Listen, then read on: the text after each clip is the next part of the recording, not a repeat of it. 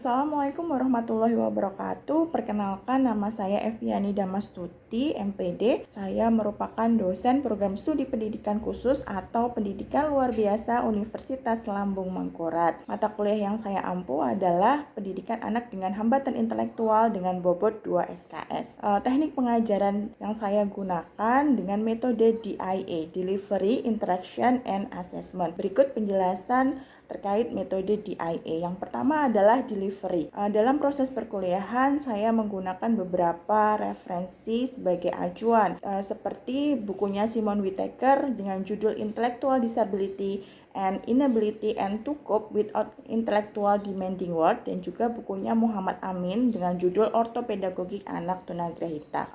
Saya menyampaikan referensi ini kepada mahasiswa, namun juga saya terus mendorong mahasiswa untuk mencari referensi atau artikel ilmiah terbaru. Kemudian metode yang kedua adalah interaction. Selama proses perkuliahan, saya melakukan interaksi kepada mahasiswa tidak hanya di akhir perkuliahan saja, namun proses interaksi terjadi selama proses perkuliahan agar mahasiswa aktif berpartisipasi mengikuti perkuliahan. Kemudian metode yang ketiga adalah assessment. Saya menyampaikan kepada mahasiswa tentang bobot penilaian pada mata kuliah ini di kontrak perkuliahan.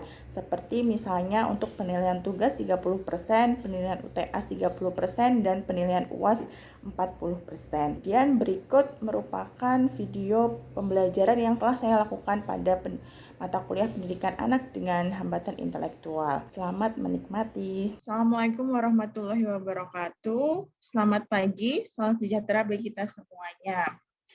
Alhamdulillah, pada kesempatan kali ini kita bisa bertemu kembali anak dengan hambatan intelektual.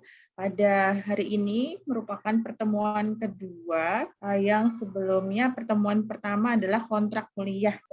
Sebelum Ibu masuk melanjutkan materi tentang konsep anak dengan hambatan intelektual, Ibu terlebih dahulu ingin menjelaskan deskripsi tentang mata kuliah ini.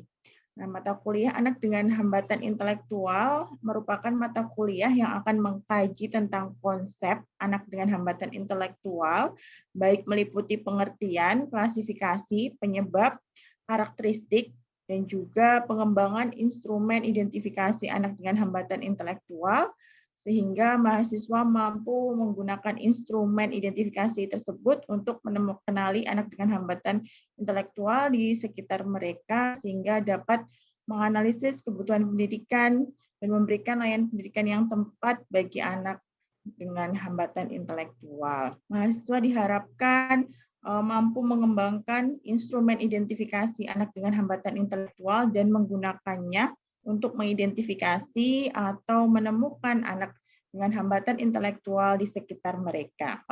Pada hari ini ya sudah hadir ya di sini beberapa ada mahasiswa. Kalian hari ini sehat semuanya? Sehat, Bu. Alhamdulillah. Semoga kita selalu diberikan kesehatan ya. Oke, pada hari ini kalian akan belajar mengenai konsep anak dengan hambatan intelektual.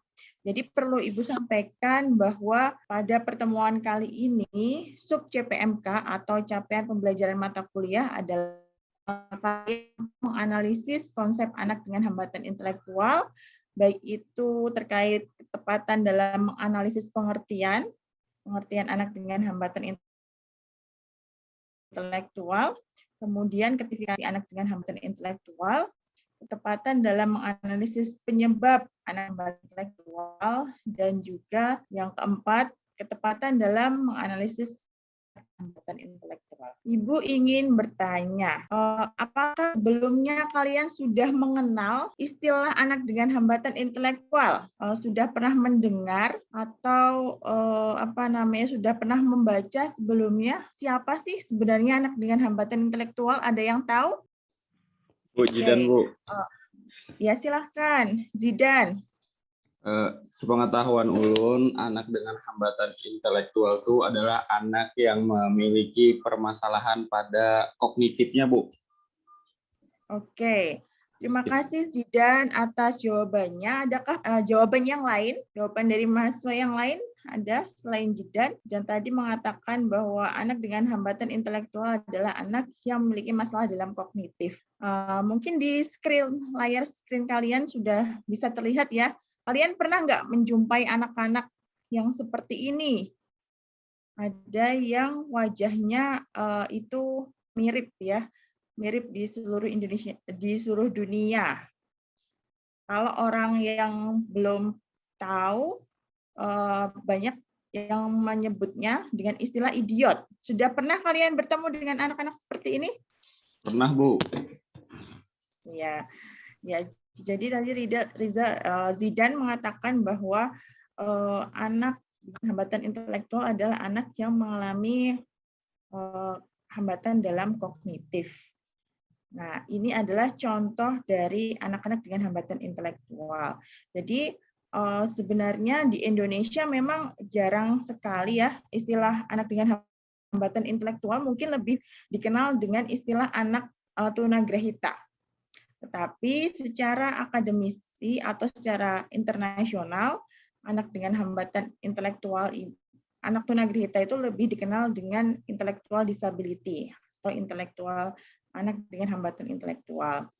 Nah, ini di Amerika Serikat ada asosiasinya namanya AAIDD, American Association on Intellectual and Developmental Disability. Jadi anak-anak dengan hambatan intelektual menurut AAIDD merupakan anak-anak yang memiliki fungsi intelektual umum secara signifikan di bawah rata-rata. Kalau Zidan tadi mengatakan bahwa anak-anak ini memiliki hambatan dalam kognitif, itu masih belum lengkap ya Zidan ya. Jadi anak-anak dengan hambatan intelektual ini secara kognitif memang memiliki hambatan, tetapi di sini lebih spesifiknya anak-anak ini memiliki intelijensi di bawah rata-rata paling tinggi 70. Sedangkan anak-anak pada umumnya ini memiliki intelijensi sekitar 100, kisaran 100 lebih seperti itu. Jadi apa dampaknya ketika anak-anak memiliki intelijensi di bawah rata-rata, itu akan berdampak pada fungsi intelektual dan perilaku adaptif. Nah, ada yang tahu apa yang dimaksud dengan fungsi intelektual dan perilaku adaptif? Perilaku adaptif yang ulun tahu, kalau perilaku adaptif pula perilaku yang tidak sesuai dengan norma, ya lah, Bu? Ya. Oke, terima kasih Zidan. Mungkin dari teman-teman yang lain atau mahasiswa yang lain bisa menambahkan apa yang sudah kalian tahu tentang perilaku adaptif dan fungsi intelektual.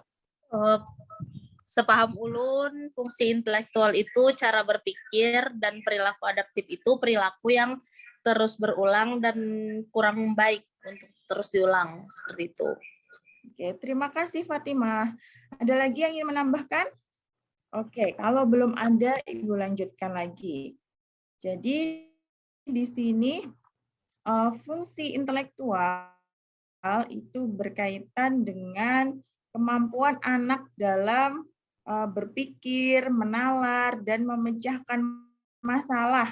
Nah, fungsi intelektual ini berkaitan dengan kecerdasan. Jadi, anak-anak tunagrahita karena intelijensinya di bawah rata-rata, itu akan berdampak pada fungsi kecerdasannya atau kemampuan dalam berpikirnya, kemampuan dalam belajarnya, menalar, dan pemecahan masalah atau problem solving.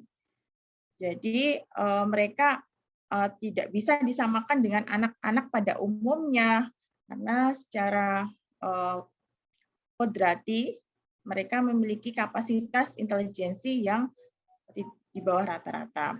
Seperti itu. Jadi belajarnya pun tidak bisa disamakan dengan anak-anak pada umumnya. Jika anak-anak pada umumnya itu misalnya di tingkatan SMP itu mungkin sudah mampu berpikir abstrak, tapi anak dengan hambatan intelektual atau anak tunagrahita itu tidak bisa. Mereka hanya bisa belajar sesuatu yang konkret dan sifatnya sederhana. Kemudian menalar. Nah, anak-anak tunagrahita atau anak-anak dengan hambatan intelektual ini memiliki kapasitas berpikir yang rendah, sehingga mungkin dia tidak mampu untuk menalar seperti anak pada umumnya. Kemudian pemecahan masalah. Secara otomatis dia tidak mampu berpikir abstrak, dia tidak mampu berpikir yang analitis, sehingga dia juga kesulitan dalam memecahkan masalah. Kemudian untuk perilaku adaptif. Tadi Fatimah dan Zidan sudah menjawab bahwa perilaku adaptif ini berkaitan dengan kemampuan anak dalam menyesuaikan diri dengan norma yang berlaku di masyarakat. Atau dalam hal ini, perilaku adaptif adalah kumpulan keterampilan, baik itu terkait konseptual, sosial, dan praktis yang dipelajari dan dilakukan oleh orang-orang dalam kehidupan sehari-hari. Nah, kemampuan konseptual itu meliputi kemampuan dalam berbahasa, keaksaraan, konsep uang, konsep waktu, konsep angka, self-regulation, atau pengaturan diri. Nah, anak-anak dengan hambatan intelektual memiliki keterampilan konseptual yang rendah karena dampak dari intelektual yang di bawah rata-rata. Jadi misalnya anak-anak dengan hambatan intelektual tidak bisa langsung mengenal uang. Jadi perlu diajarkan, perlu diajari, tidak bisa mereka langsung mengenal waktu. Itu perlu diajari. Kemudian self regulation itu berkaitan dengan kemampuan anak dalam mengatur dirinya. Jadi anak-anak dengan hambatan intelektual ini tidak mampu mengarahkan diri. Misalnya contoh hal yang sederhana adalah anak ketika misalnya lapar, kalau misalnya anak itu tidak mengalami hambatan intelektual atau kecerdasannya itu seperti anak pada umumnya, dia pasti akan bisa melakukan pemecahan masalah. Misalnya dia lapar, dia kan harus makan. Tapi itu tidak terjadi dengan sendirinya bagi pada anak dengan hambatan intelektual. Itu harus diajarkan. Oleh karena itu, program kekhususan bagi anak-anak dengan hambatan intelektual ini adalah program bina diri, di mana nanti anak-anak akan diajarkan bagaimana menguasai keterampilan hidup seperti kemampuan merawat diri, menolong diri, mengurus diri, berkomunikasi dengan baik, dan seterusnya. Kemudian keterampilan sosial pada anak dengan hambatan intelektual ini juga sangat rendah karena dipengaruhi intelijensi tadi terkait keterampilan interpersonal, pemecahan masalah, harga diri sosial, kemampuan untuk mengikuti aturan. Jadi anak tunagrahita atau anak dengan hambatan intelektual ini tidak mampu dengan sendirinya memahami aturan yang ada di sekitarnya, seperti misalnya baik buruk, kemudian benar salah, itu tidak bisa dikuasai sendiri oleh anak tunagrahita. Itu perlu diajarkan, dan itu pun perlu diajarkan kemudian perlu dibiasakan atau dihabituasi secara diulang-ulang dengan metode drill agar kemampuan yang ada dalam anak itu terinternalisasi di dalam dirinya. Jika sesuatu yang diajarkan kemudian diulang-ulang, itu lama-kelamaan akan menjadi terinternalisasi, menjadi sebuah kebiasaan. Jadi metode drill adalah metode yang tepat untuk mengajar anak dengan hambatan intelektual. Kemudian yang terakhir, perilaku adaptif itu berkaitan dengan keterampilan praktis. Keterampilan praktis itu adalah keterampilan dalam kegiatan hidup sehari-hari, misalnya merawat diri, menolong diri, kemudian mengurus diri. Nah, itu juga rendah pada anak tunagrahita atau anak dengan hambatan intelektual. Keterampilan kerja, perawatan kesehatan, kemudian kemampuan anak dalam transportasi atau dalam akomodasi, menggunakan uang, menggunakan telepon, itu pun tidak bisa dikuasai secara misalnya diimitasi secara alami seperti anak-anak pada umumnya.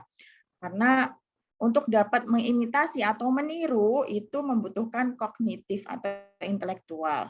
Dan itu perlu diajarkan secara bertahap dari hal yang sederhana sampai yang konkret dan tadi diulang-ulang. Oke, jadi itu ya tentang konsep anak dengan hambatan intelektual. Yang selanjutnya terkait istilah. Jadi ada beberapa istilah yang digunakan untuk menyebut anak tunagrahita atau anak dengan hambatan intelektual. Di Amerika Serikat itu ada mental retardation yang berarti terbelakang mental. Di Inggris itu menggunakan istilah feeble-minded.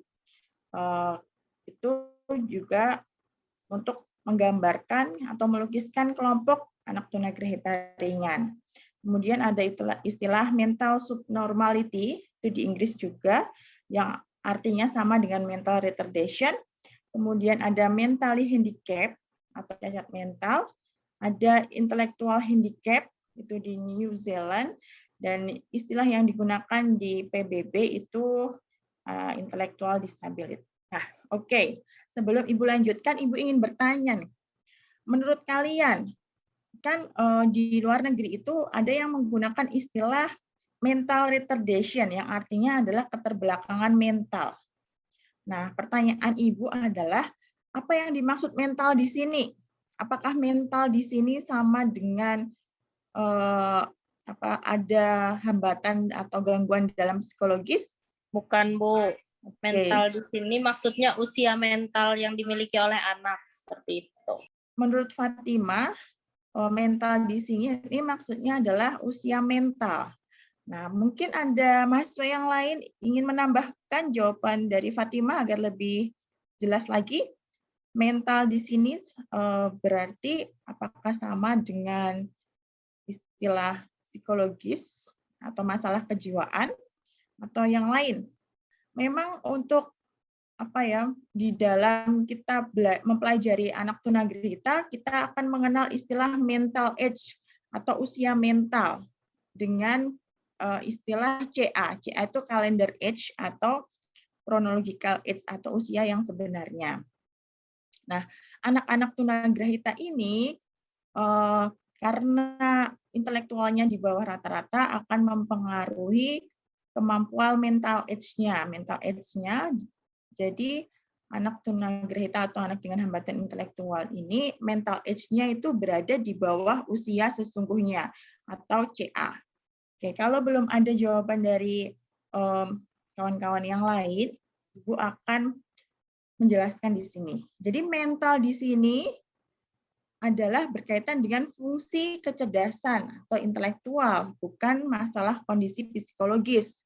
Jadi kalau di luar sana banyak yang mengatakan, bahkan ada yang mengatakan bahwa anak tunagrahita atau anak dengan hambatan intelektual itu sama dengan gangguan jiwa. Apakah kalian setuju? Atau orang gila?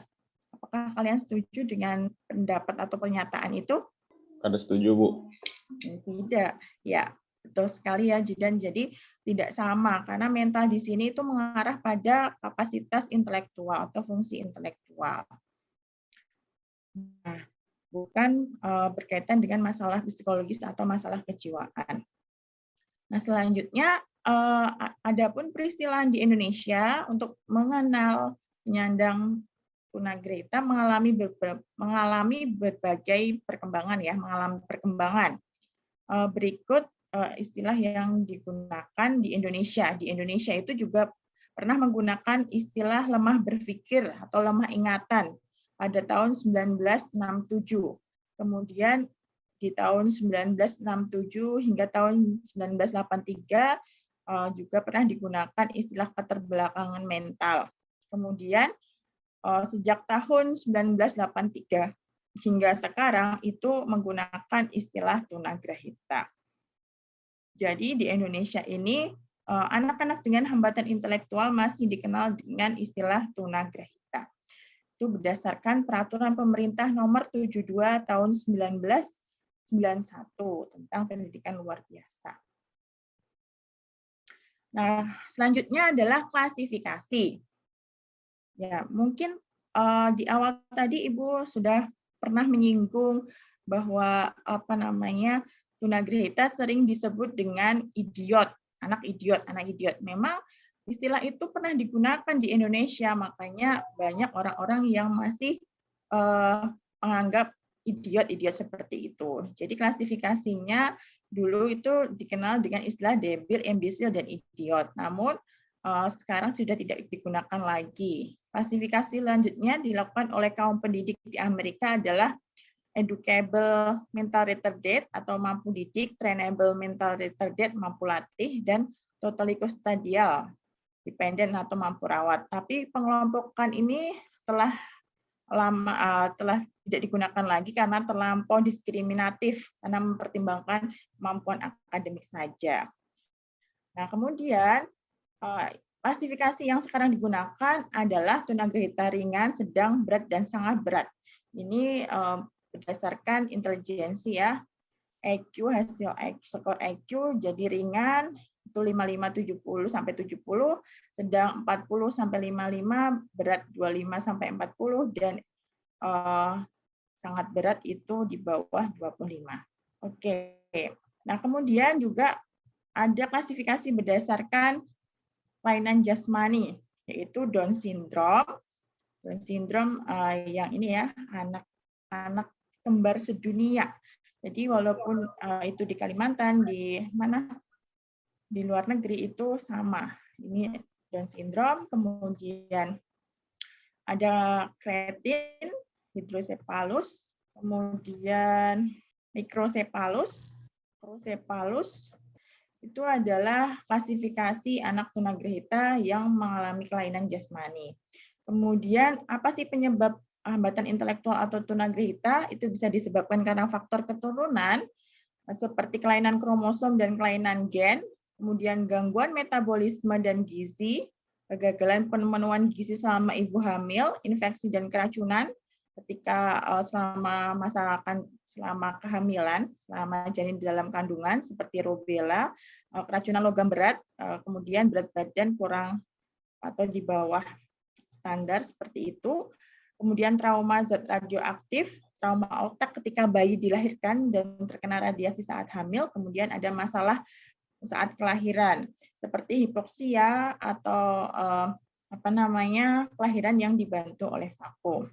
Kemudian, nah ini tadi kaitannya dengan CA atau MA. Jadi ketika anak itu memiliki intelijensi 100 atau intelijensinya anak pada umumnya dalam tanda kutip anak normal, itu anak tersebut mampu melakukan tugas sesuai dengan umurnya atau kalender age-nya. Tetapi jika seorang anak itu memiliki intelijensi di bawah 100, misalnya 70 atau 55, itu artinya anak tersebut tidak mampu melakukan tugas perkembangan sesuai dengan usianya, tetapi hanya mampu melakukan tugas perkembangan setara usia anak 5,5 sampai 7 tahun dan seterusnya. Di sini ada keterangannya. Kemudian karakteristik anak dengan hambatan intelektual. Jadi ada beberapa karakteristik anak dengan hambatan intelektual. Yang pertama terkait atensi. Anak kognitif atau intelijensi yang di bawah rata-rata akan berdampak pada atensi atau rentang perhatian yang sangat rendah. Jadi anak tunagrahita itu ketika diajak belajar, dia memiliki atensi yang sangat pendek atau rentang perhatian yang sangat pendek. Daya ingat yang pendek atau short term memory, memorinya jangka pendek, itu terkait intelijensi juga. Dan juga ada yang bermasalah terkait perkembangan, memiliki permasalahan berkaitan dengan perkembangan bahasa. Karena apa?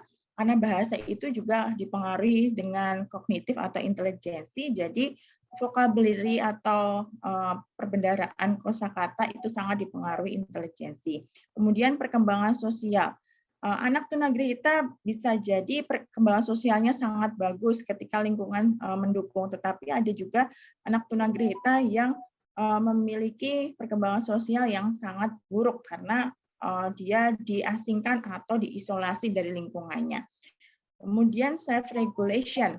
Anak tunagrahita secara umum memiliki self-regulation yang rendah, pengaturan diri yang sangat rendah, sehingga mereka perlu mendapatkan program khusus yang berupa bina diri untuk mengkompensasi dari hambatan tersebut. apakah ada pertanyaan dari apa yang sudah Ibu sampaikan? Jadi tadi kita sudah mempelajari apa itu pengertian dari tunagrahita, kemudian terkait klasifikasi, kemudian terkait penyebab dan juga karakteristik. Apakah ada pertanyaan? Apakah ada yang belum dipahami dari apa yang disampaikan? Ibu izin bertanya, Ya, silakan Fatimah. jika anak itu memiliki IQ di bawah 100, seperti misal IQ anak itu 70, tapi anak memiliki perilaku yang bagus, kayak misal dia mampu kayak perilaku adaptifnya tuh bagus, Bu, kayak bisa merawat diri, bisa karena lingkungannya yang mendukung, jadi anaknya tuh tidak memiliki hambatan di perilaku adaptifnya. Apakah itu tetap termasuk anak tunagrahita?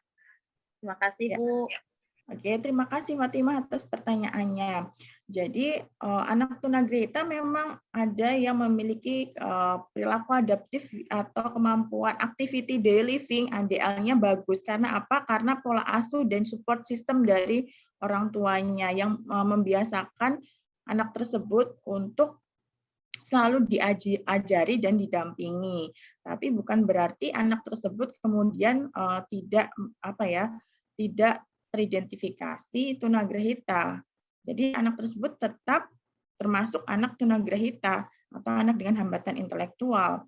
Namun karena lingkungannya mendukung atau lingkungannya suportif, sehingga perkembangan anak tersebut dapat optimal. Tetapi dari sisi yang lain, misalnya dari fungsi intelektualnya, tetap anak tersebut mengalami hambatan atau keterbatasan, misalnya dalam kemampuan berpikir, menalar, pemecahan masalah, pasti memiliki permasalahan. Jadi kalau untuk ADL-nya dia tidak bermasalah, tapi dalam hal kemampuan kognitif atau intelektual pasti bermasalah. Seperti itu ya, Fatimah ya, bisa dipahami? Ya, Bu, siap. Terima kasih, dipahami. Oke, mungkin cukup ya.